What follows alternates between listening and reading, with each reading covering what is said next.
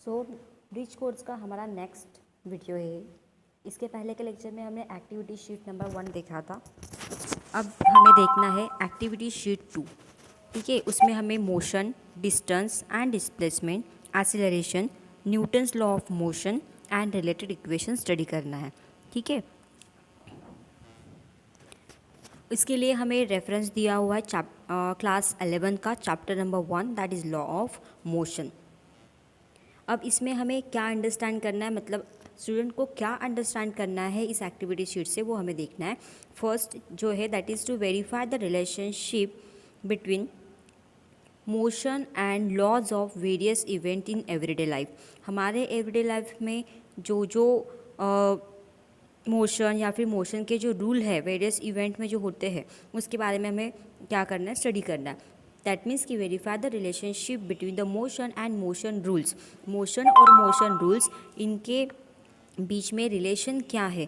ठीक है, जब जो हम वेरियस इवेंट में डेली लाइफ में करते हैं उसके बीच में, तो वो हमें स्टडी करना है। उसके बाद construct the formulas from graph based on displacement and velocity. ठीक है, हमें क्या कंस्ट्रक्ट करना है, फॉर्मूलाज कंस्ट्रक्ट करना है, ग्राफ कंस्ट्रक्ट करना है, जो किसके ऊपर बेस है, डिस्प्लेसमेंट एंड वेलोसिटी के ऊपर बेस है। ठीक है, as well as distance, time and velocity, इन सभी के बेसिस पे जो फॉर्मूलेज है वो हमें कंस्ट्रक्ट करना आना चाहिए। ठीक है, देन उसके बाद अब हमें कौन से पॉइंट स्टडी करने हैं, motion of an object. A body is said to be in a motion if it changes position with respect to its surrounding। ठीक है, मोशन, ऑब्जेक्ट की मोशन क्या होती है, जब कोई बॉडी मोशन में है, हम कब बोलते हैं, जब वो अपनी पोजीशन चेंज करता है with respect to its surrounding. Suppose for example ये क्या है, ये सराउंडिंग है। ठीक है, ये जो पोर्शन है ये क्या है, सराउंडिंग है, मतलब इसको हमने एक स्टेशनरी ऑब्जेक्ट उस सराउंडिंग का कंसिडर किया एज अ रेफरेंस पॉइंट। ठीक है, हमें रेफरेंस पॉइंट के लिए क्या दिया, हमने एक स्टेशनरी ऑब्जेक्ट कंसिडर किया जो सराउंडिंग में है। ठीक है, उसके रिस्पेक्ट में हमने एक कार लिए, राइट। अब कार जो है वो अपनी पोजीशन, अब यहाँ पे जैसे ही वो आगे मूव करेगी तो उसकी पोजीशन यहाँ पे आ जाएगी, मतलब उसकी पोजीशन चेंज हो गई। इसका मतलब वो कार जो है वो मोशन है, मोशन में। अगर कार ये जैसे के वैसे यहाँ पे, इसका मतलब वो मोशन में नहीं, लेकिन कार यहाँ पे थी पहले और कुछ टाइम के बाद वो डिस्टेंस ट्रैवल करके यहाँ पे जाती है, फिर उसके बाद फिर यहाँ पे जाएगी। तो इसका मतलब है कि with respect to surrounding, with respect to the stationary object, car changes its position. That means कि car is said to be ना मोशन। मतलब कार क्या एक बॉडी है जो अपनी पोजीशन चेंज करते with respect to its surrounding. यहाँ पे ये सराउंडिंग है स्टेशनरी ऑब्जेक्ट, यहाँ से यहाँ पे पहले कार है, तो इसके बाद वो क्या करती है, डिस्टेंस ट्रैवल करके आगे जाती है। इसका मतलब उस वो कार मोशन में, वो बॉडी मोशन में। So body is said to be in motion if it change is position with respect to its surrounding. जब कोई भी बॉडी अपनी पोजिशन चेंज करता है कुछ डिस्टेंस ट्रैवल करके, इसका मतलब वो बॉडी क्या है, मोशन में है, हम ऐसा कंसिडर करते हैं। ठीक है, जैसे यहाँ पे देखो आपको दिख रहा है कि पहली पोजीशन उसकी यहाँ पे थी, अब वो यहाँ पे शिफ्ट हुआ, मतलब बॉडी कार जो है वो मोशन में है। ठीक है, तो ये होगी, ये उसका रेफरेंस पॉइंट, ये उसकी ओरिजिनल पोजीशन है। ठीक है, फिर उसने यहाँ पे ट्रैवल किया, फिर यहाँ पे उसने ट्रैवल किया, इसका मतलब कार जो है इज सेड टू बी ना मोशन। ओके, आई होप आपका ये point. Then a body is said to be at rest. Body कब रेस्ट पे होती है, अब मैंने आपको कार का एग्जाम्पल बताया कि कार कैसे थी, मोशन में थी, इसका मतलब डिस्टेंस ट्रैवल किया, मतलब वो मोशन में है। लेकिन बॉडी कब रेस्ट में होती है, जब it does not change, it does not change its position with respect to its surrounding is called as a body said to be at rest। Body कब सेंड होती है, सॉरी बॉडी कब rest में रहती है, जब वो अपनी पोजीशन बिल्कुल भी चेंज नहीं करती, does not change its position, वो अपनी पोजीशन चेंज नहीं करती विद रिस्पेक्ट टू सराउंडिंग। जैसे ये रेफरेंस पॉइंट है, सराउंडिंग पॉइंट है जो स्टेशनरी है, इससे इस रिस्पेक्ट में यहाँ पे इस पोजीशन पे कार है, इसका मतलब, और वो यहीं पे है बहुत देर तक, मतलब वो मूव ही नहीं कर रही, उसका फिक्स डिस्टेंस है, स्टेशनरी ऑब्जेक्ट से लेकर इस कार का डिस्टेंस फिक्स है, इसका मतलब उसकी पोजीशन बिल्कुल भी चेंज होगी, इसका मतलब बॉडी कैसी है, रेस्ट पोजीशन पे है। ठीक है, तो डेफिनेशन समझ में आ गई। A body said to be rest मतलब क्या, it does not change its position with respect to its surrounding, अपने सराउंडिंग के रिस्पेक्ट में पोजीशन चेंज नहीं करती। ठीक है, देन उसके बाद नेक्स्ट है डिस्टेंस। ठीक है. What is distance? Distance is the length of, what is distance? Distance जो है it's a length of the actual distance और path covered by the object. ठीक है, आपके डेफिनेशन के अकॉर्डिंग क्या कि डिस्टेंस क्या होता है? ये लेंथ होती है. ठीक है, एक्चुअल पाथ की या फिर एक्चुअल डिस्टेंस की जो ऑब्जेक्ट ने ट्रैवल किया है या फिर कवर्ड किया है from going from one point to other point. Suppose आपका ऑब्जेक्ट जो है वो यहाँ पे है, फिर यहाँ से वो यहाँ तक गया, फिर यहाँ से यहाँ तक गया, मतलब इसने इतना डिस्टेंस ट्रैवल किया है. ठीक है, अब इसने पहले यहाँ से इस पॉइंट से लेकर इस पॉइंट तक उसने 500 मीटर डिस्टेंस ट्रैवल किया. ठीक है, और फिर 1200 मीटर डिस्टेंस ट्रैवल किया. मतलब टोटल उसने इस टोटल मिला के कितना डिस्टेंस उसने ट्रैवल किया? 700 मीटर. इतना डिस्टेंस उसने ट्रैवल किया from this point two this point. मतलब इस पॉइंट से लेकर, कौन से पॉइंट से लेकर? इस पॉइंट से लेकर इस पॉइंट तक का जो डिस्टेंस उसने कवर किया, उसने इतना पाथ ट्रैवल किया, उसकी जो भी एक्चुअल लेंथ है 500 प्लस 1200 दैट इज 1700. तो ये क्या हो गया? डिस्टेंस हो गया. समझ में आ गया? मतलब इस पॉइंट से स्टार्ट करके, ठीक है, इस पॉइंट तक उसका जितना भी डिस्टेंस है that is called as a distance. So what is distance? Distance जो है इट्स अ लेंथ. किसकी लेंथ है वो? Distance it's a length. किसकी लेंथ है? It's a length of actual distance या फिर एक्चुअल पाथ ट्रैवल्ड और कवर्ड बाय द ऑब्जेक्ट. मतलब एक पर्टिकुलर ऑब्जेक्ट जितना लेंथ ट्रैवल करता है, जितना पाथ वो कवर करता है, ठीक है, that is the length, that is the distance. Okay, मतलब one point to another point. इसकी प्रॉपर डेफिनेशन बताते हैं आपको. Distance is the length of the actual path travel by the object in motion while going from one point to other point. तो distance क्या है? एक length है किसकी? एक्चुअल पाथ की, जो उस ऑब्जेक्ट ने ट्रैवल की है जब वो ऑब्जेक्ट मोशन में होता है, तब वो भी from while going from one point to another. जब वो one point to another point motion में रहता है तो वो जो पाथ ट्रैवल करके जाएगा उस पाथ की जो भी लेंथ है that is called as a distance. Okay, और ये डिस्टेंस है. डिस्टेंस के लिए हमें सिर्फ न्यूमेरिकल वैल्यू चाहिए. ठीक है, नॉट द डायरेक्शन. हमें उसके डायरेक्शन की कोई भी ज़रूरत नहीं है. हमें सिर्फ उसका डिस्टेंस चाहिए. मतलब डिस्टेंस की हमें एक वैल्यू चाहिए. हमें सिर्फ मैग्नीट्यूड चाहिए. हमें डायरेक्शन की कोई रिक्वायरमेंट नहीं है. वो कैसे जा रहा, क्या जा रहा, हमें पता नहीं.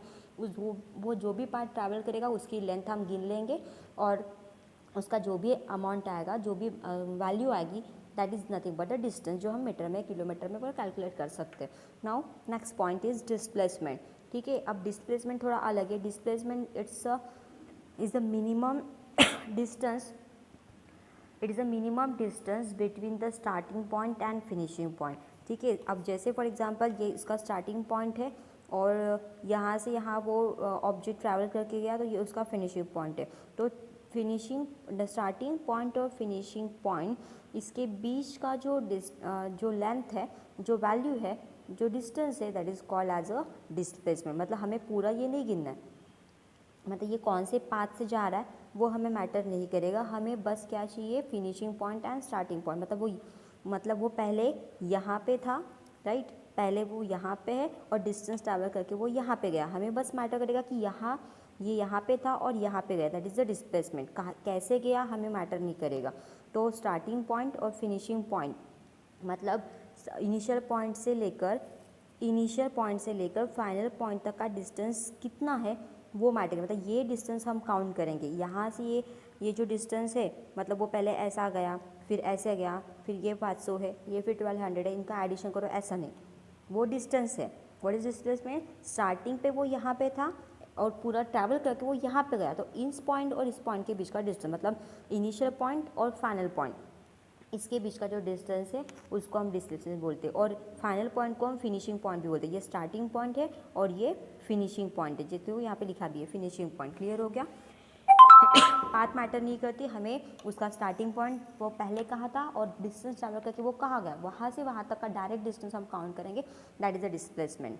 Okay, that means minimum distance measured between starting point and finishing point is called as a displacement. तो आपको क्या याद रखना है, डिस्प्लेसमेंट क्या है, it's a minimum distance between the starting point and finishing point is called as what, it's called as a displacement. तो आपको डिस्प्लेसमेंट का पॉइंट भी क्लियर होगा. देन उसके बाद नेक्स्ट पॉइंट है इट्स अ स्पीड. ओके, अब स्पीड क्या है एग्जैक्टली अगर स्पीड के बारे में हमें देखें तो हमें कोई एक मूविंग ऑब्जेक्ट कंसिडर करना पड़ेगा. अब हम अगर हमारे पास दो ऑब्जेक्ट है तो एक ऑब्जेक्ट जो है वो फास्ट मूव करेगा और दूसरा ऑब्जेक्ट स्लो. जैसे फॉर एग्जांपल यहाँ पे आपको कार दिख रही है तो ये कार की स्पीड तो आपको पता है कि वो फास्ट चलती है. अगर मैंने वही अगर यहाँ पे बाइसिकल ड्रॉ कर दी, ठीक है, अगर बाइसिकल ड्रॉ की तो वो बाइसिकल की स्पीड तो पता है आपको इस कार के स्पीड से बहुत ही कम होती है, राइट. तो इसका मतलब कुछ ऑब्जेक्ट फास्ट मूव होते हैं और कुछ ऑब्जेक्ट जो है वो बहुत ही स्लो मूव होते हैं, ठीक है. और इसके वजह से वो डिस्टेंस भी अकॉर्डिंग टू टाइम अलग अलग ट्रैवल करेंगे. मतलब इतने टाइम में इतना डिस्टेंस ट्रैवल करेगी कार, उतने ही टाइम में बाइसिकल अलग डिस्टेंस ट्रैवल करेगी, राइट. तो हमें इससे क्या मिल जाएगी, स्पीड, क्योंकि दोनों का जो मूवमेंट है वो अलग अलग है. कोई कार फास्ट मूव करेगी और बाइसिकल स्लो मूव करेगी, राइट. अब देखो what's exact definition there, the distance travel by the object in unit time. Unit time में कोई भी ऑब्जेक्ट जितना भी डिस्टेंस ट्रैवल करेगा that is called as a speed. जैसे कार कितना यूनिट टाइम में कितना डिस्टेंस ट्रैवल करेगी, जितना भी डिस्टेंस ट्रैवल करेगी पर यूनिट टाइम में वो उसकी स्पीड रहेगी. बाइसिकल पर यूनिट टाइम में जितना भी डिस्टेंस ट्रैवल करेगी वो उसकी स्पीड रहेगी. समझ में, मतलब हर एक ऑब्जेक्ट की स्पीड कैसे होती है, अलग अलग होती है, ठीक है. समझ में आया. तो distance travel by the object in unit time, unit time में कोई भी ऑब्जेक्ट जितना डिस्टेंस ट्रैवल करेगा वो उसकी स्पीड रहेगी, दैट इज़ द स्पीड. और स्पीड का यूनिट जो है वो उसका जो यूनिट टाइम है वो 1 सेकेंड का भी रह सकता है, 1 मिनट का भी रह सकता है, 1 आवर का भी रह सकता है या फिर 1 ईयर का भी रह सकता है. 1 सेकेंड में जितना डिस्टेंस ट्रैवल करेगा that is the speed. 1 minute में जितना डिस्टेंस ट्रैवल करेगा उतनी उसकी स्पीड. तो इट डिपेंड्स, मतलब पर यूनिट टाइम हम अलग अलग स्पीड निकाल सकते हैं एक ऑब्जेक्ट की.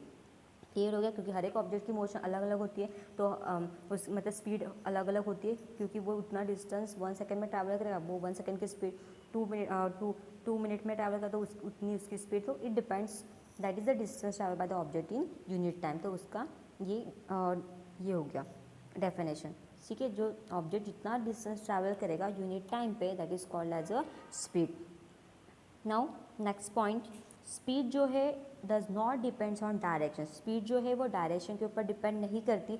आप कोई भी डायरेक्शन में जाओ उस पर्टिकुलर टाइम पे वो पर्टिकुलर डिस्टेंस से ट्रैवल करेगा, चाहे आप कोई भी डायरेक्शन से जाओ, डायरेक्शन मैटर नहीं करती, ठीक है. इसलिए आप देखो रास्ते के साइड में ऐसे बोर्ड लगे रहते हैं स्पीड लिमिट कि आपको इतना स्पीड लिमिट रखना है. मतलब आप पर आवर में आपने 80 किलोमीटर आपका कार या फिर जो भी ये है व्हीकल वो उतना जाना चाहिए. या फिर कुछ में लिखा होता है कि 40 किलोमीटर पर आवर में आपने 40 किलोमीटर डिस्टेंस ट्रैवल करना चाहिए. कितने पर 1 आवर में, मतलब 1 आवर अगर है तो 1 आवर में उसने 40 किलोमीटर डिस्टेंस ट्रैवल करना ज़रूरी है उस स्पीड पे. तो वहाँ पे क्या लिखा होता है, डायरेक्शन लिखी नहीं होती, वहाँ पे स्पीड लिखी होती है. इसका मतलब क्या है कि स्पीड के लिए आपको वैल्यू रिक्वायर्ड है, मैग्नीट्यूड रिक्वायर्ड. वैल्यू मतलब क्या, मैग्नीट्यूड, ठीक है. मतलब आपको स्पीड अगर डिसाइड करनी है कि 80 किलोमीटर पर आवर है या 40 किलोमीटर पर आवर है तो that is we required the magnitude for the speed, not a direction. Direction आप कोई भी डायरेक्शन में जाओ कोई मैटर नहीं करेगा, बट सिर्फ मैटर क्या करेगा कि वो कितना किलोमीटर पर आवर जा रहा है, that is the speed. Okay, तो ये जो क्वांटिटी है इट्स अ स्केलार क्वांटिटी, ठीक है. अब स्केलार क्वांटिटी किसको बोलते हैं, ऐसी क्वांटिटी जो ओनली मैग्नीट्यूड पे डिपेंड करती है, नॉट अ डायरेक्शन, ठीक है. ऐसी क्वांटिटी जो किसके ऊपर डिपेंड करेगी, ऐसी क्वांटिटी जो मैग्नीट्यूड के ऊपर डिपेंड करेगी, not a direction, that's called as a scalar quantity. Speed क्या है आपकी, स्केलार क्वांटिटी है. Now we move towards the next point that is velocity, ठीक है. अब वेलोसिटी क्या है वो हमें देखना है. तो वेलोसिटी की डेफिनेशन आपको बताती हूँ, ठीक है. क्या देखना है आपको, वेलोसिटी देखना है. एंड वेलोसिटी जो है it is the distance displacement that occurs in a unit time is called as a velocity। ठीक है, क्या डेफिनेशन रहेगी आपकी वेलोसिटी देखने से पहले हम स्पीड का फॉर्मूला देख लेते हैं। उसका फॉर्मूला भी गिवन है। स्पीड देखो, स्पीड को मैंने अभी आपको स्पीड का ये बताया था डेफिनेशन कि that is a distance travel by the object in unit time, it's called as a speed. ठीक है, कोई भी ऑब्जेक्ट यूनिट टाइम में जितना डिस्टेंस ट्रैवल करेगा उसको हम स्पीड बोलेंगे। उसका यूनिट आपको बताना, यूनिट भी बताना है, तो उसके लिए हम पहले फॉर्मूला लिख लेते हैं। देखो टोटल डिस्टेंस, अब उसको फॉर्मूला की तरह इसमें कैसे लिखा है, डिस्टेंस, टोटल डिस्टेंस ट्रैवल, मतलब उस ऑब्जेक्ट ने टोटल डिस्टेंस कितना ट्रैवल किया और उसको कितना टाइम लगा, टाइम रिक्वायर्ड, दैट उसका हमने रेशो लिया फिर डिवीजन किया। Total distance travel divided by time required. ठीक है, व्हाट इज स्पीड, स्पीड क्या है, total distance travel divided by time, it's called as a speed.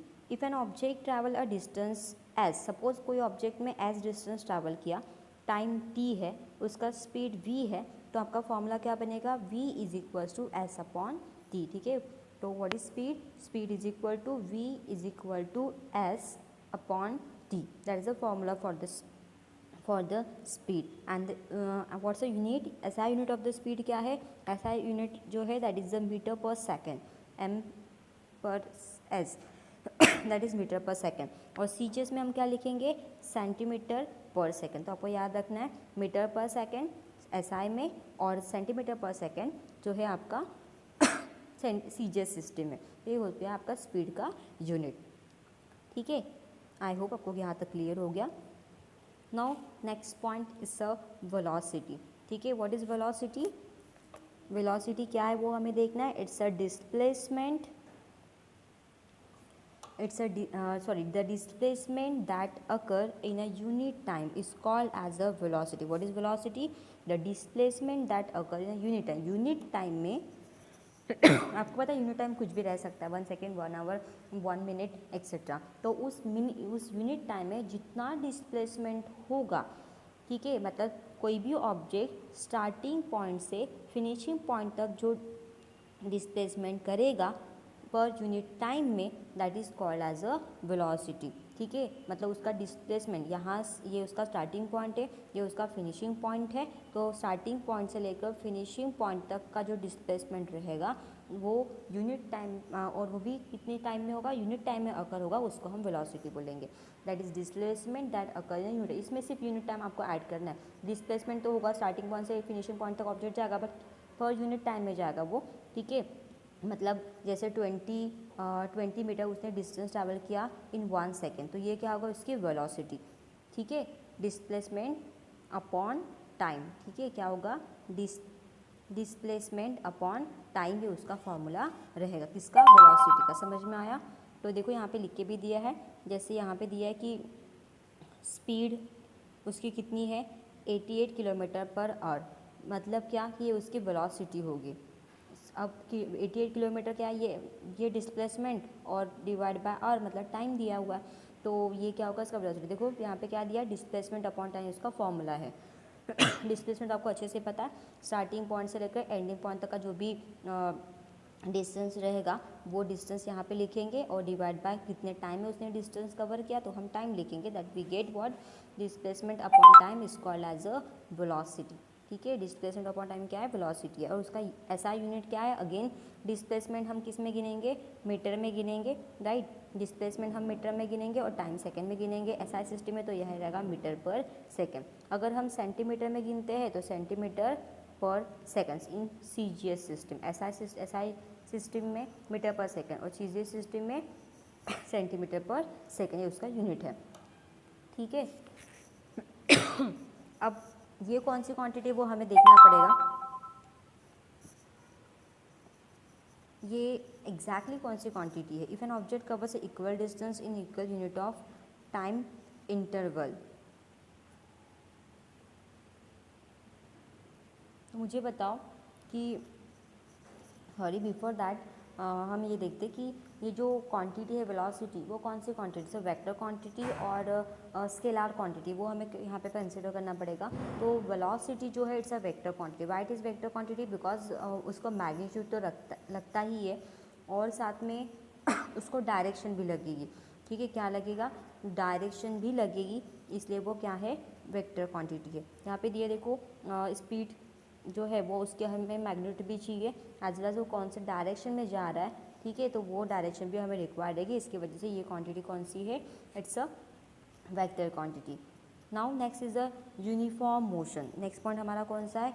Uniform motion है। अब यूनिफॉर्म मोशन मतलब क्या होता है? अब यूनिफॉर्म वर्ड से ही समझ में आता है कि जो एक जैसे मोशन करता है। एग्जैक्टली उसका मीनिंग क्या है वो देखते हैं।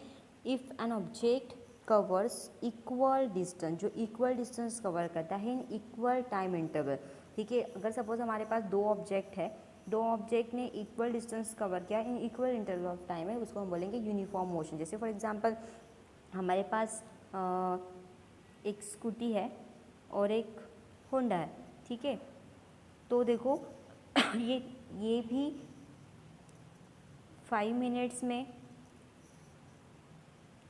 10 मीटर डिस्टेंस ट्रैवल कर रही है और ये ऑब्जेक्ट भी 5 मिनट्स में 10 मीटर डिस्टेंस कवर कर रहा है। इसका मतलब क्या है कि टाइम भी दोनों का सेम है और दो सेम टाइम पे सेम डिस्टेंस भी ट्रैवल कर रहे हैं। इसका मतलब वो क्या है कि ये दोनों object covers a equal distance in equal time interval is called as a uniform motion. मतलब सेम टाइम में सेम डिस्टेंस कवर करने वाले ऑब्जेक्ट हमेशा यूनिफॉर्म मोशन में रहते हैं। If an object covers a equal distance in equal time interval, it's said to be moving with a uniform speed। मतलब ये दोनों ऑब्जेक्ट जो है वो यूनिफॉर्म मोशन से यूनिफॉर्म स्पीड से मूव कर रहे हैं, बिकॉज उनका टाइम सेम है और सेम टाइम में वो सेम डिस्टेंस ट्रैवल करे, मतलब इक्वल टाइम में इक्वल डिस्टेंस ट्रैवल करे। इसका मतलब the both objects are said to be in uniform speed और यूनिफॉर्म मोशन।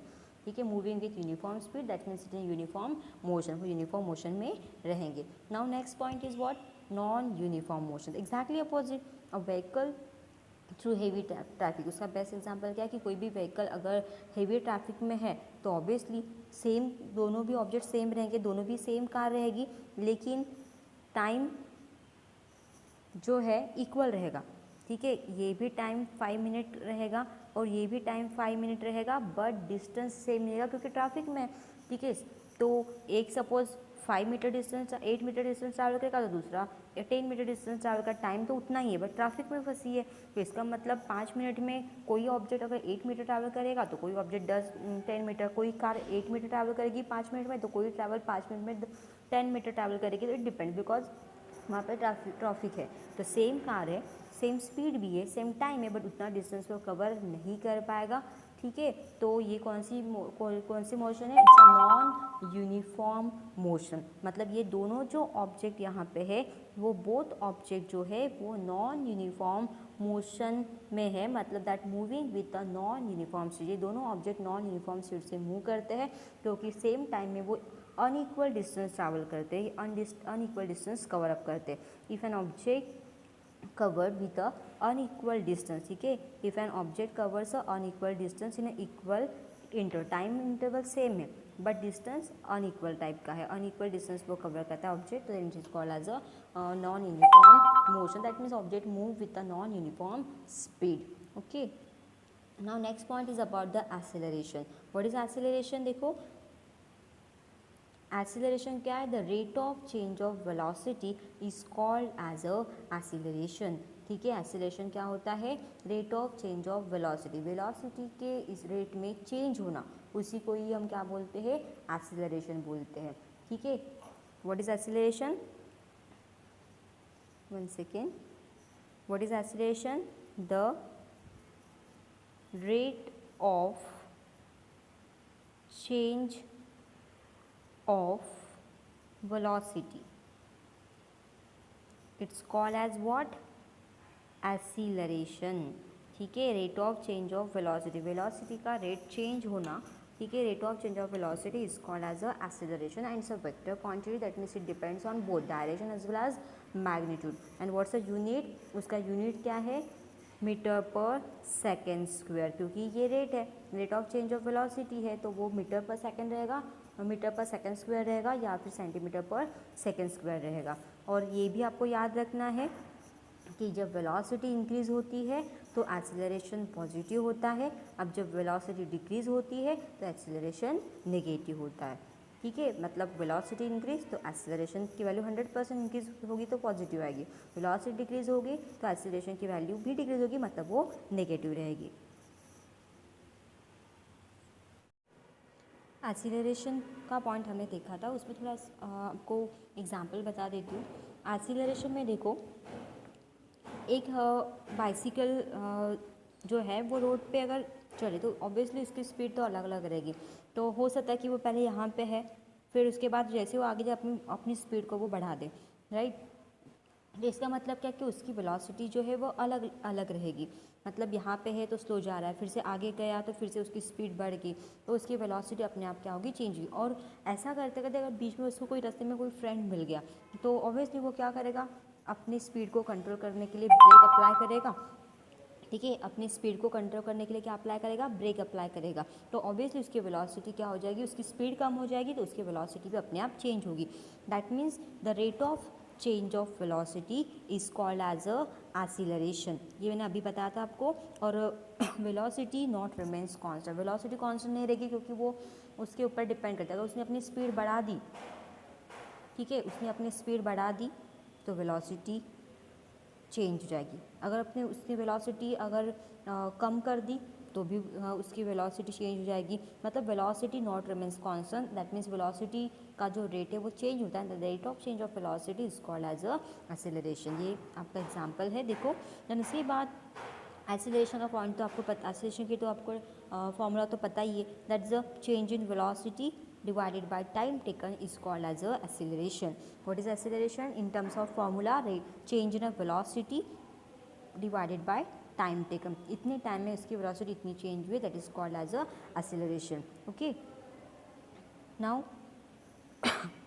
अब हमारे पास बाइसिकल है, उसकी सपोज इनिशियल वेलोसिटी कितनी है, u है. ठीक है, इनिशियल वेलोसिटी को हमने किससे डिनोट किया है, स्मॉल u से. ये आपको याद रखना. एक बाइसिकल है जो रोड पे से जा रही है तो उसकी इनिशियल वेलोसिटी, स्टार्टिंग की वेलोसिटी की कितनी है, उसकी u है. तो आपको याद रखना इसकी इनिशियल वेलोसिटी क्या है, u है. देन उसके बाद अब वो डिस्टेंस ट्रैवल करते जा रहा है, यहाँ पे था पहले स्टार्टिंग में, फिर वो अपनी इनिशियल वेलोसिटी u से चलता गया. हो सकता है उसमें अपनी बीच में स्पीड जो है वो चेंज कर दी तो वो यहाँ तक पहुँचा. तो उस स्टेज पे उसकी फाइनल वेलोसिटी कितनी है, v है. मतलब इनिशियल स्टार्टिंग में उसकी वेलोसिटी u थी, जैसे वो मूव कर रहा है वैसे वैसे उसकी स्पीड बढ़ रही है, इसका मतलब वेलोसिटी बढ़ रही है, जिसको पर्टिकुलर डायरेक्शन भी है. तो उसकी फाइनल वेलोसिटी कितनी है, v है. इनिशियल वेलोसिटी u है एंड फाइनल वेलोसिटी उसकी v है. तो अब अगर हमें चेंज निकालना है, चेंज इन वेलोसिटी निकालना है, क्या निकालना है, चेंज इन वेलोसिटी अगर निकालना है तो that is final velocity minus क्या आएगा, इनिशियल वेलोसिटी. मतलब स्टार्टिंग की उसकी वेलोसिटी u है एंड फाइनल वेलोसिटी उसकी v है. तो दैट मीन्स अगर हमें चेंज निकालना है तो हमें फाइनल माइनस इनिशियल करना पड़ेगा, तब जाके आपको क्या मिलेगा, चेंज इन वेलोसिटी मिलेगा. So what is the formula for change in velocity. ठीक है, change in velocity is equal to क्या आता है, change in velocity is equal to final velocity minus initial velocity. ठीक है, सो अब फाइनल वेलोसिटी क्या है, v एंड इनिशियल वेलोसिटी क्या है, u. So change in velocity क्या होगा, change in velocity is equal to v minus u, क्योंकि फाइनल माइनस इनिशियल करेंगे. ठीक है, तो हमें मिलेगा चेंज इन वेलोसिटी. एंड अब हम वो पुट अप करेंगे एक्सीलरेशन के फॉर्मूला में. तो एक्सीलरेशन में क्या होता है, what is the formula for the acceleration, हमने अभी देखा था. एक्सीलरेशन का फॉर्मूला क्या है, acceleration is nothing but what, change in velocity divided by time taken. तो change in velocity divided by time taken है, तो चेंज इन वेलोसिटी क्या है आपका, v माइनस यू है एंड टाइम टेकन उसने t लिया है तो v minus you upon t. ये हो गया आपका एक्सीलरेशन का फॉर्मूला. ठीक है, तो देखते हम. A is equal to v minus u divided by t, where v is the final velocity, small u is the initial velocity and divided by time taken. So A is equal to v minus u divided by t. Okay, तो ये हो गया आपका acceleration का formula. Acceleration को denote करने के लिए हम क्या यूज़ करेंगे, ए यूज़ करेंगे। So A is equals to V minus U divided by T. I hope आपको यहाँ की सारी टर्म्स पता है। Now next point, unit of the acceleration. So what is the unit of acceleration? It is meter per second, क्योंकि distance travel divided by time है, right? distance travel upon time है, इसका मतलब उसको डायरेक्शन भी है, तो ये हो गया डिस्टेंस मीटर पर सेकेंड, ये हो गया आपका एसआई सिस्टम में, एंड सेंटीमीटर पर सेकेंड ये हो गया आपका सीजीएस सिस्टम में। बट सबसे इम्पॉर्टेंट चीज़ यहाँ पे स्क्वायर लेना है, क्योंकि आपका जो फॉर्मूला है that is acceleration is equal to V minus U divided by T है। तो आपको याद रखना है उसका फॉर्मूला क्या रहेगा कि उसका यूनिट क्या रहेगा, मीटर पर सेकेंड स्क्वायर, या फिर सीजीएस सिस्टम में centimetre per second square. It's a unit for the acceleration, and the acceleration it's a vector quantity because it depends on the magnitude as well as direction. ठीक है, और इसलिए दिया है कि it has the magnitude as well as direction, so it's a vector quantity. And what's unit, metre per second in SI system, and centimetre per second in a CGS system. Okay, so centimetre per second किस में है, CGS system में, तो ये हो गया उसका unit. It's all about the acceleration. अब एक्सेलरेशन जो है उसके 3 टाइप होते हैं, that is positive acceleration, negative acceleration and zero acceleration. देखो उसमें कि अब देखते हैं सबसे पहला positive acceleration. When the velocity of an object increases acceleration is positive. जब कोई ऑब्जेक्ट की वेलोसिटी इंक्रीज हो रही है तब एक्सेलरेशन क्या होता है, पॉजिटिव होता है। जैसे फॉर एग्जांपल यहाँ पे आपको देखो दिया है, यहाँ पे आपको क्या दिया है कि जैसे आपकी कार यहाँ पे आपको स्पीड भी दिया है, जो साइन ये जो दिया है इसका सिंबल फॉर द स्पीड, जो कार की स्पीड है। देखो यहाँ पे ये कार की इनिशियल स्पीड है 20 किलोमीटर पर आवर। ठीक है, उसका डायरेक्शन ऑफ वेलोसिटी ये है, इवन उसका डायरेक्शन ऑफ एक्सेलरेशन भी ये है। और यहाँ से यहाँ तक वो यहाँ पे पहुँची, यहाँ से निकल के जब वो यहाँ पे पहुँची तो फाइनल पोजीशन पे जहाँ पे वो आई है उसकी वेलोसिटी वहाँ पे कितनी है, 80। मतलब उसकी फाइनल वेलोसिटी 80 है, उसकी इनिशियल वेलोसिटी 20। मतलब वेलोसिटी क्या हो रही है, वहाँ पे बढ़ रही है। ठीक है, वहाँ पे वेलोसिटी बढ़ रही है ऑब्जेक्ट की, मतलब उसका एक्सेलरेशन जो है वो क्या रहेगा, पॉजिटिव। जहाँ पे वेलोसिटी बढ़ गई, मतलब फाइनल इनिशियल वेलोसिटी उसकी 20 है, जैसे वो आगे गया तो उसकी वेलोसिटी बढ़ती गई, इट्स 80। मतलब वेलोसिटी इंक्रीज होगी, मतलब वो एक्सेलरेशन जो मिलेगा वो आपका क्या रहेगा, पॉजिटिव रहेगा। समझ में आया? तो ये आपको याद रखना है। तो यहाँ पे देखो वेलोसिटी जो है वो ग्रेटर है, कौन सी वेलोसिटी, फाइनल वेलोसिटी, क्योंकि v किसके लिए, फाइनल वेलोसिटी के लिए, और u किसके लिए, इनिशियल वेलोसिटी के लिए। तो फाइनल वेलोसिटी उसकी ज़्यादा है as compare to initial velocity, मतलब वेलोसिटी बढ़ रही है। वेलोसिटी बढ़ना मतलब एक्सेलरेशन पॉजिटिव होना। अब उसके बाद निगेटिव एक्सेलरेशन देखते हैं। When the velocity of an object decreases with time. जब कोई ऑब्जेक्ट की वेलोसिटी डिक्रीज होती है टाइम के साथ तो that is called as a negative acceleration, that is also called as a deceleration, that is also called as a retardation। समझ में आया? ये याद रखना आपको कि निगेटिव एक्सीलरेशन को हम डी एक्सीलरेशन भी बोलते हैं और रिटार्डेशन भी बोलते हैं। ठीक है, एक बार फिर से रिपीट करिए कि negative acceleration is called as a deceleration, या फिर उसको रिटार्डेशन भी बोलते हैं। और ये जो निगेटिव एक्सीलरेशन है वो कब आता है, जब वेलोसिटी ऑब्जेक्ट की डिक्रीज होती है टाइम के साथ। जैसे फॉर एग्जांपल आपके कार की स्पीड जो है वो 80 किलोमीटर पर आवर है। ठीक है, और उसकी डायरेक्शन ये डायरेक्शन है, इस डायरेक्शन से वो कार ट्रैवल कर रही है, बट 80 किलोमीटर पर आवर की स्पीड से उसकी वेलोसिटी उतनी है। अब जैसे ही वो आगे जाएगी तो उसकी फाइनल वेलोसिटी कम हो रही है, इट्स 20 किलोमीटर पर आवर। अब उसकी वेलोसिटी कम होगी, पहले ज़्यादा थी लेकिन बाद में कम होगी, तो इसका मतलब यहाँ पे वेलोसिटी डिक्रीज हो रही है। अब वेलोसिटी डिक्रीज होना मतलब एक्सीलरेशन निगेटिव रहना, दैट इज़ वहाँ पे डी एक्सेलरेशन होना, दैट मीन्स वहाँ पे रिटार्डेशन होना। The next is the zero acceleration, क्योंकि हमने 3 टाइप देखे थे, negative acceleration, positive acceleration and now we are studying the zero acceleration. So what is a zero acceleration? If the velocity of an object does not change with time, जब object की velocity time के साथ change नहीं होती, मतलब car constant velocity से move कर रही है, जितनी 80 किलोमीटर पर इस यहाँ से यहाँ तक डिस्टेंस किया तो भी 80 किलोमीटर है, वो यहाँ से यहाँ तक भी डिस्टेंस ट्रैवल किया तो भी 80 किलोमीटर है, यहाँ से यहाँ तक डिस्टेंस ट्रैवल किया तो भी, यहाँ से यहाँ किया तो भी 80 किलोमीटर पर आवर उसकी स्पीड है, मतलब उसकी स्पीड कांस्टेंट, सॉरी उसकी वेलोसिटी कांस्टेंट है। That means velocity does not change with time, time के साथ वेलोसिटी बिल्कुल चेंज नहीं होती, वो कांस्टेंट रहती है। मतलब v is equal to U है, मतलब जितनी इनिशियल है उतनी ही फाइनल है, इसलिए v is equal to U दिया है। इसका मतलब क्या है कि उसका एक्सेलरेशन कितना रहेगा, जीरो, क्योंकि ना तो वेलोसिटी बढ़ रही है ना वेलोसिटी कम हो रही है, इसका मतलब जितनी है उतनी है, तो एक्सेलरेशन भी उसका जीरो ही रहेगा, पॉजिटिव भी नहीं रहेगा, इवन नेगेटिव भी नहीं रहेगा, उसका एक्सेलरेशन कितना रहेगा, जीरो रहेगा। ठीक है, देन आपको इक्वेशन दी है मोशन के, तो आपको याद रखना है पहला जो इक्वेशन है v is equal to U plus A T, ये क्या है, it's a equation of motion, ये मोशन के इक्वेशन से वो आपको याद रखना है। What is it, it's a equation of motion. तो इक्वेशन ऑफ मोशन आपको तीन इक्वेशन दिए, पहला है v इज इक्वल्स टू पहला है v is equals to U plus A T, that gives the relationship between the velocity v and time t। ठीक है, then next is the s is equals to its s is equal to U T plus half A T square, that gives the relationship between the displacement को हमने s से denote किया हुआ है and time जो है वो t है। नाउ थर्ड जो इक्वेशन है that is v square is equal to U square plus twice is, that gives a relationship between displacement and velocity. वो किसके बीच में डिस्टेंस देता है, डिस्प्लेसमेंट एंड वेलोसिटी, इनके बीच में वो रिलेशन बताता है। Next is the uniform circular motion. ठीक है, अब हमें यूनिफॉर्म सर्कुलर मोशन के बारे में देखना है। ठीक है, what is uniform circular motion, when an object moves with a constant speed in a circular path. ठीक है, जब कोई ऑब्जेक्ट मूव होता है सर्कुलर पाथ में, वो भी विथ कांस्टेंट स्पीड के साथ, ये सबसे इंपॉर्टेंट है, वहाँ पे मेंशन है, आप याद रखना।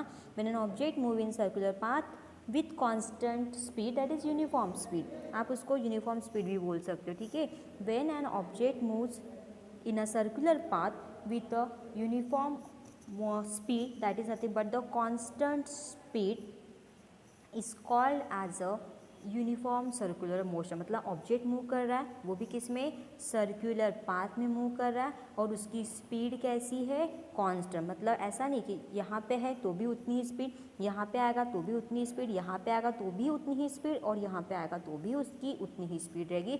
मतलब वो ऑब्जेक्ट कांस्टेंट स्पीड के साथ, ठीक है, वो ऑब्जेक्ट कांस्टेंट स्पीड के साथ सर्कुलर पाथ में मूव कर रहा है।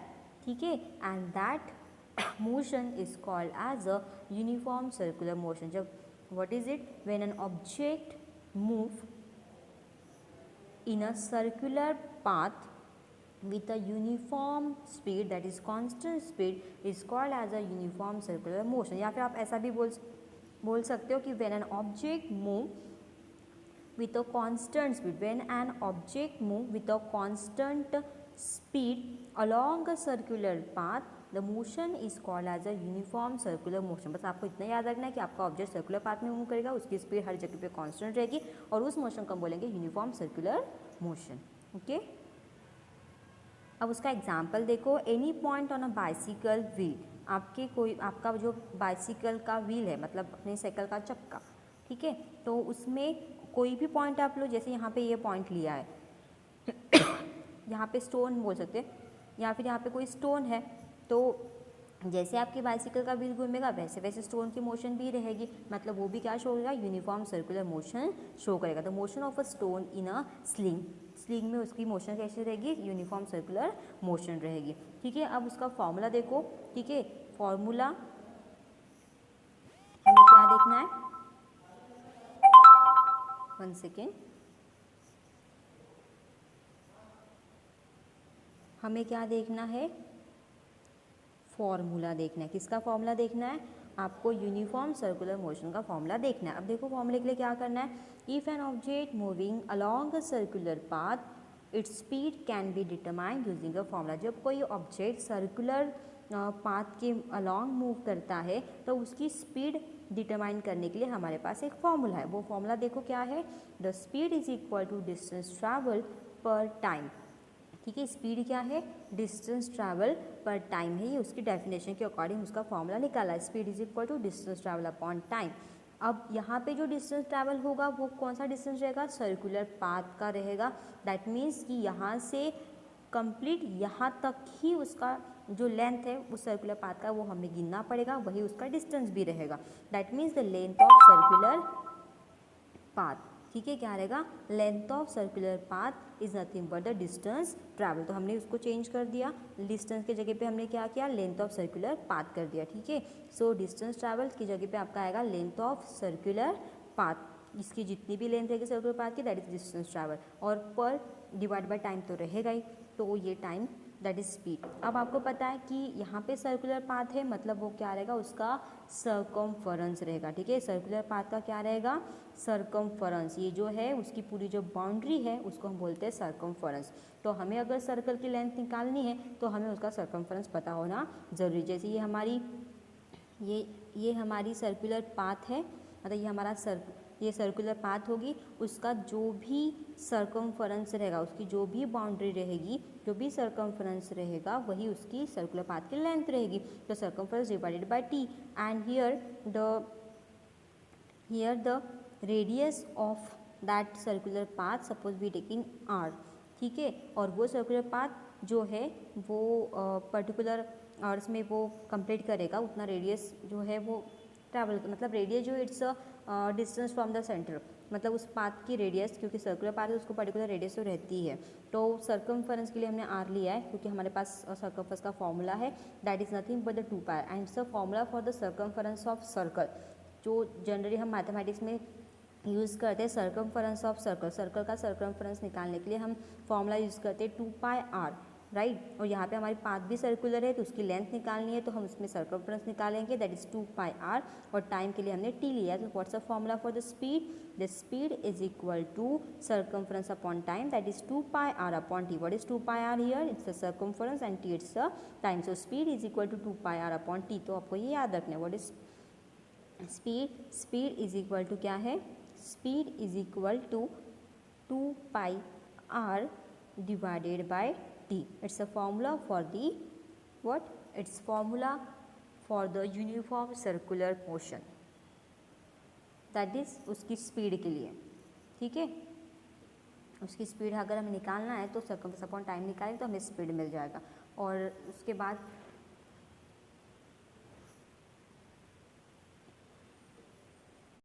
now we are going to study the Newton's law of motion.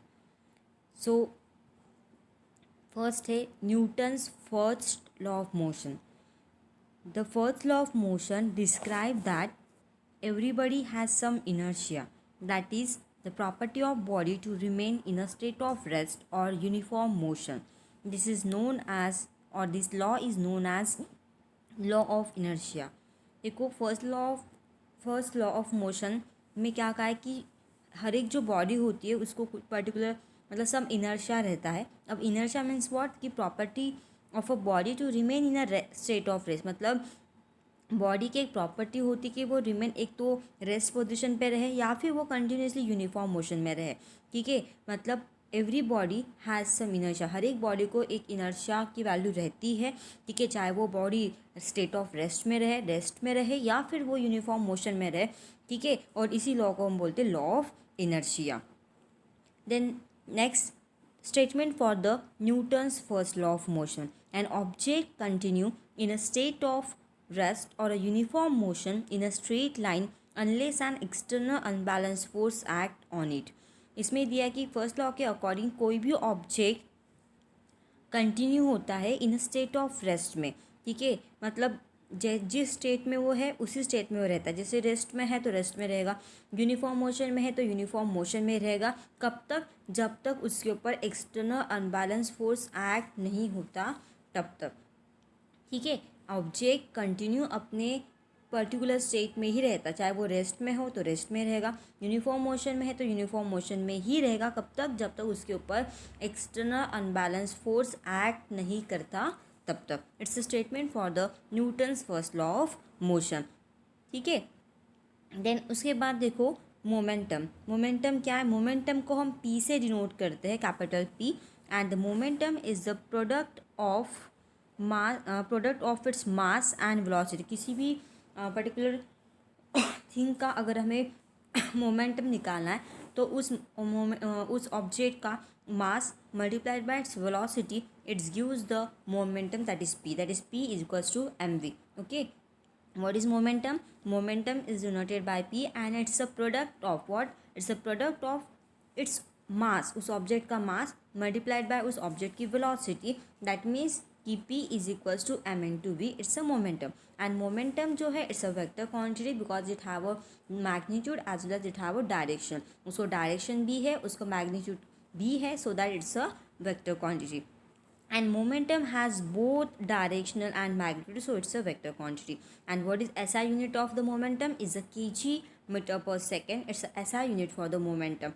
Okay, kg meter per second. Kg it's a unit of mass and meter per second जो है it's a unit of velocity. So the unit of momentum it is kg meter per second. ठीक है, मास का unit क्या है आपको पता है?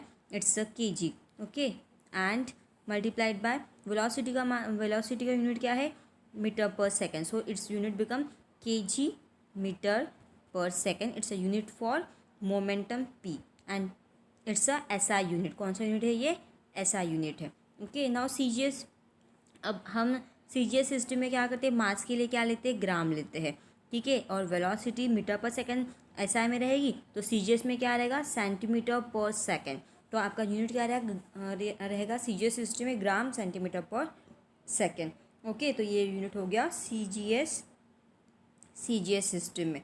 Okay, now next is the Newton's third law of motion. Okay, before that Newton third law, Newton second law of motion. तो देखो what is the statement for the Newton's law of motion. The Newton second law of motion, the rate of change of momentum is directly proportional to the impressed, that is external force, and the change of momentum occur in the direction of force. ठीक है, इसमें दिया कि rate of change of, अभी आपने momentum देखा. What is momentum? Momentum क्या होता है? Momentum is nothing but the mass into velocity of that object. Mass of that object multiplied by its velocity, its gives a momentum. ठीक है, और second law क्या बोलता है कि rate of change of momentum, जो मोमेंटम का जो चेंज है, जो rate of change of momentum है, अगर मास और वेलोसिटी चेंज होगी तो 100% मोमेंटम चेंज होगा. तो जो rate of change of momentum है वो डायरेक्टली प्रोपोर्शनल होता है किससे? External force. ठीक है, अगर and the change of momentum occurs in the direction of force, और जिस डायरेक्शन से आप फोर्स अप्लाई करोगे उस डायरेक्शन से मोमेंटम में चेंज होता है. समझ में आया? ठीक है, मोमेंटम आपको पता है it's a mass into velocity, और मोमेंटम में अगर मास एंड वेलोसिटी में चेंज होगा दैट मीन्स कि मोमेंटम चेंज होगा. और जो rate of change of momentum है, जिस रेट से मोमेंटम चेंज हो रहा है वो किससे डायरेक्टली प्रोपोर्शनल होता है? एक्सटर्नल फोर्स से. जितना आप फोर्स अप्लाई करोगे उतना उसका रेट ऑफ चेंज आपको मिलेगा. और वो जो rate of change of momentum है वो किस डायरेक्शन में होता है? ठीक है, कैसे अगर होता है? In the direction of force. जहाँ से फोर्स अप्लाई होगा वहीं से मोमेंटम चेंज होगा. ठीक है, और उसको फॉर्मूले के टर्म में लिखा है, that is the rate of change of momentum, the rate of change of momentum is equal to change in the momentum divided by time. तो अगर हमें rate of change of momentum निकालना है तो हम क्या निकालेंगे? कितना मोमेंटम चेंज हुआ पर टाइम में. ठीक है, पर यूनिट टाइम में, मतलब इतने टाइम में इतना मोमेंटम चेंज हुआ, that is the rate of change of momentum. ठीक है, तो rate of change of momentum is equal to क्या होगा? Change in momentum divided by time. Now अब इसके अकॉर्डिंग हमारा स्टेटमेंट आएगा किसका? Newton second law of motion का. हमने स्टेटमेंट तो देख लिया कि rate of change of momentum जो होता है वो डायरेक्टली प्रोपोर्शनल होता है फोर्स से. ठीक है, तो हम rate of change of momentum का फॉर्मूला हमारे पास ऑलरेडी है. Rate of change of momentum लिखने के बजाय हम क्या लिखेंगे? Change in momentum divided by time. Okay, तो मतलब एक्चुअली हमारा जो फॉर्मूला है उसमें क्या है कि rate of change of momentum, मैंने पी लिख लिया directly, rate of change of momentum is directly proportional to what, force. ये आपका स्टेटमेंट है, rate of change of momentum is directly proportional to force. बस rate of change of force, rate of change of momentum is equal to क्या होता है, change in momentum per time. तो हम instead of writing rate of change of momentum हम directly क्या लिखेंगे, change in momentum divided by time. अब या फिर आप एक स्टेप बढ़ा दो, पहले ये स्टेप लिखो कि rate of change of momentum is equal to change in momentum divided by time. Then according to Newton's second law of motion, जो rate of change of momentum है वो डायरेक्टली प्रोपोर्शनल टू फोर्स है। And then फिर rate of change of की जगह पे क्या लिखो, change in momentum divided by time. यहाँ पे आपको डायरेक्टली दिख रहा है, ठीक है। तो rate of change of momentum क्या होता है, it is nothing but the change in momentum divided by time and that directly proportional to what, applied force. मतलब हम rate of change of momentum directly proportional to p तो वैसे करेंगे, but rate of change of momentum is equal to क्या होता है, change in momentum divide by time होता है। इसलिए हमने नेक्स्ट स्टेप में डायरेक्टली स्टेटमेंट में change in momentum divide by time directly proportional क्या किया, अप्लाइड, सॉरी यहाँ पे rate of change of momentum is directly proportional to force चाहिए था, ठीक है। Rate of change of momentum is directly proportional to force. बस rate of change of momentum क्या है, it's a change in momentum divided by time है, and that means ये directly proportional हो गया आपकी अप्लाइड फोर्स को, ठीक है। तो आपका ये स्टेटमेंट हो गया। So change in momentum divide by time directly proportional to applied force. जहाँ से जितना फोर्स आप अप्लाई करोगे उतना उसका मोमेंटम चेंज होगा, उतना रेट ऑफ चेंज आपको मिलेगा, ठीक है। देन उसके बाद यूनिट ऑफ द फोर्स, ऐसा यूनिट ऑफ फोर्स क्या है, kg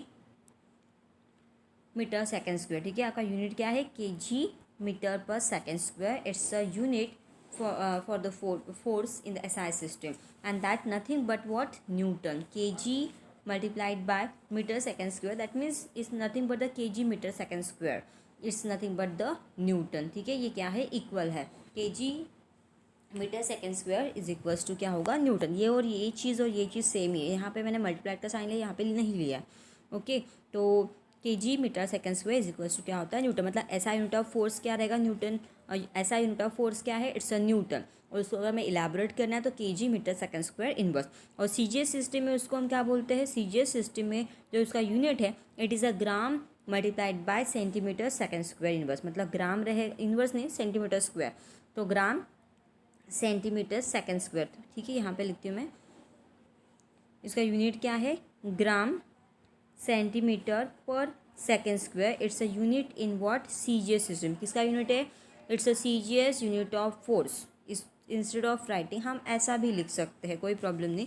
and that term is nothing but what, dyne. उसको हम क्या बोलते हैं, डाइन बोलते। So gram centimetre second square, gram centimetre per second square is equal to क्या है, डाइन है, okay. Now next point, Newton's third law of motion, ठीक है। तो Newton's third law of motion पे हमें देखना है। तो Newton's third law of motion देखो, Newton's third law of motion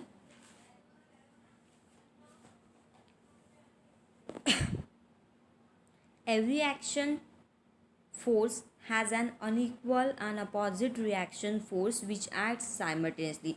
every action force हर एक जो एक्शन फोर्स होता है वो किसके इक्वल होता है, उसके अपोजिट रिएक्शन फोर्स से, ठीक है। मतलब क्योंकि दो टाइप के फोर्स रहेंगे, एक एक्शन फोर्स, आप कोई एक्शन कर रहे हो तो उसके लिए फोर्स लगेगा, और एक्शन करने के बाद एक पर्टिकुलर रिएक्शन वहाँ पे होगी तो उस रिएक्शन का फोर्स भी रहेगा।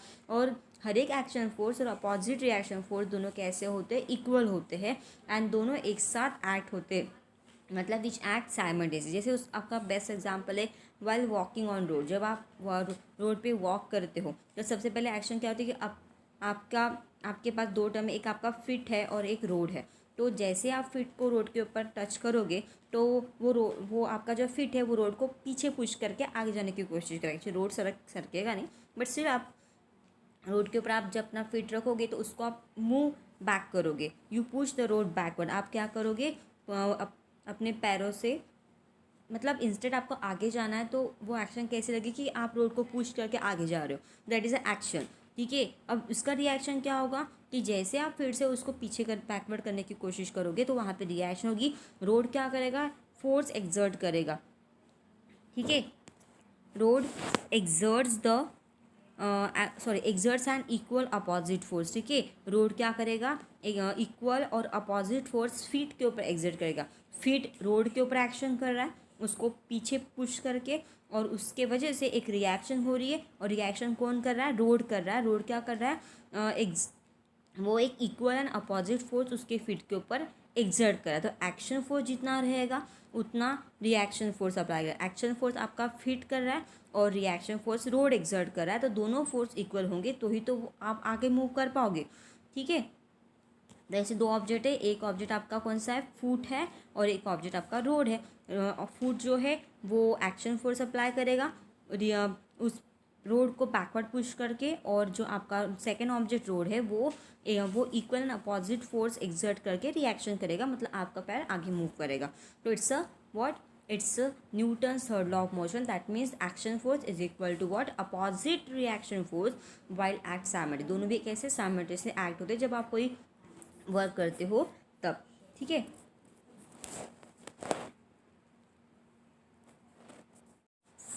Now force, what is force, force is nothing but the mass into acceleration, ठीक है। फोर्स क्या है, मास मल्टीप्लाइड बाय एक्सीलरेशन है।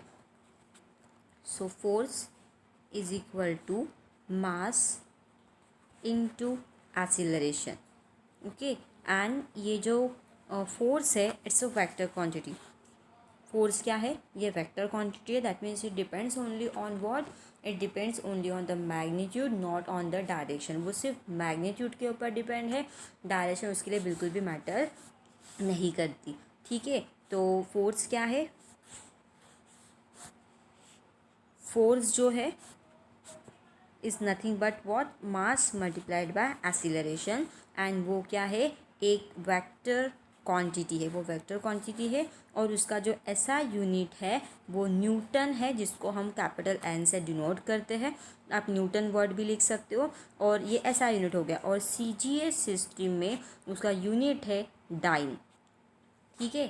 तो एसआई यूनिट जो है फोर्स का वो है न्यूटन, एंड सीजीएस सिस्टम में उसका यूनिट है डाइन, और वो कौन सी क्वांटिटी है, वेक्टर क्वांटिटी है, because it depends only on, sorry, vector quantity that is it depends on both magnitude as well as direction. वो magnitude as well as direction के ऊपर डिपेंड करते हैं। And force is what, mass into acceleration. Then उसके बाद है law of conservation of momentum. तो what is the law of conservation of momentum, उसका स्टेटमेंट देखो, when no external force act on two interacting object. जब कोई भी external force act नहीं होता किसके ऊपर, दो इंटरैक्टिंग ऑब्जेक्ट के ऊपर, दो ऑब्जेक्ट इंटरैक्ट हो रहे तो उसके ऊपर कोई भी एक्सटर्नल फोर्स एक्ट नहीं होता, and the total momentum remain constant. अगर ऐसा है तो उसका टोटल मोमेंटम कांस्टेंट रहता है, ठीक है। जब दो इंटरैक्टिंग ऑब्जेक्ट के ऊपर कोई भी एक्सटर्नल फोर्स एक्ट नहीं करता तब उसका मोमेंटम कांस्टेंट रहता है, इट डज नॉट चेंज, वो बिल्कुल भी चेंज नहीं होता, वो अनचेंज रहता है, दैट मीन्स वो कांस्टेंट रहता है। मीन्स उसका मोमेंटम कंजर्व होता है, जितना इनिशियल होता है उतना ही उसका मोमेंटम फाइनल स्टेट में भी सेम रहता है, ठीक है। तो एक बार फिर से देख लेते हैं कि जब दो इंटरैक्टिंग ऑब्जेक्ट के ऊपर कोई भी एक्सटर्नल फोर्स एक्ट नहीं होता तो उसका मोमेंटम रिमेन्स कांस्टेंट रहता है, that means it does not change, that means it conserve, that means initial state का मोमेंटम एंड फाइनल स्टेट का मोमेंटम सेम होता है,